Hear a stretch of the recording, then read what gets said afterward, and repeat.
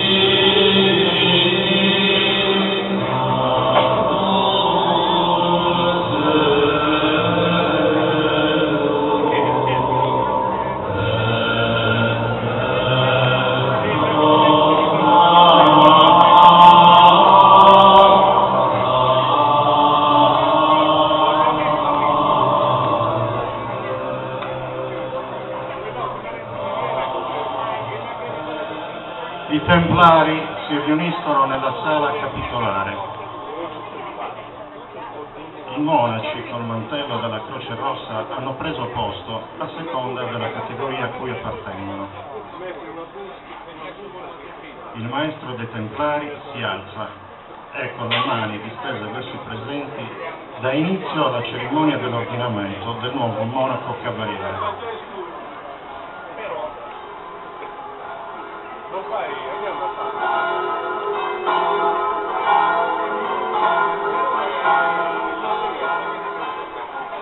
Gonario entra nella sala insieme ai 3 provvisiri che lo hanno interrogato. Si inginocchia davanti al Gran Maestro con le mani giunte. Fratello, promettete a Dio e a Nostra Signora che per tutti i giorni della vita ubbidirete al Maestro del Tempio e ai commendatori che saranno posti sopra di voi?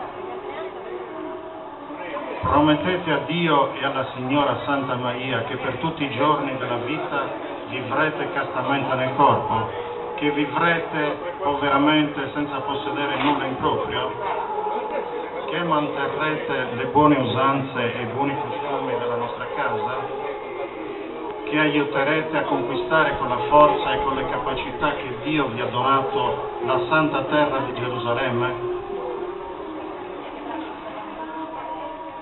Sì, Signore, se piace a Dio. In nome di Dio e di Nostra Signora Santa Maria, di San Pietro di Roma e di tutti i santi del Tempio, vi ammettiamo tutti i benefici della casa, vi promettiamo pane, acqua e abbastanza fatica e lavoro.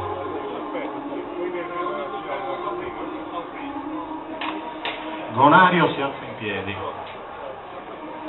Viene rivestito del mantello con la Croce Rossa e padre Bernard compie il rito di benedizione della spada del nuovo cavaliere.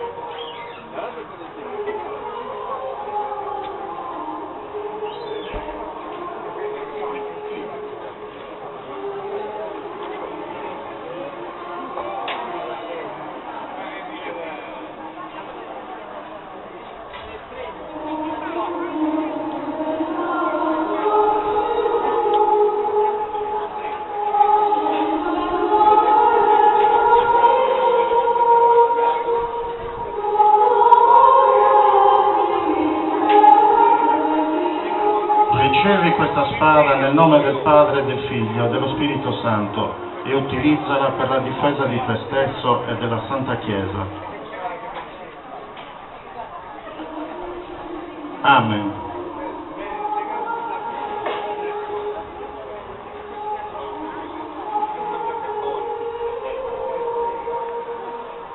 Il Gran Maestro percuote leggermente con la spada le scapole del cavaliere inginocchiato davanti a lui.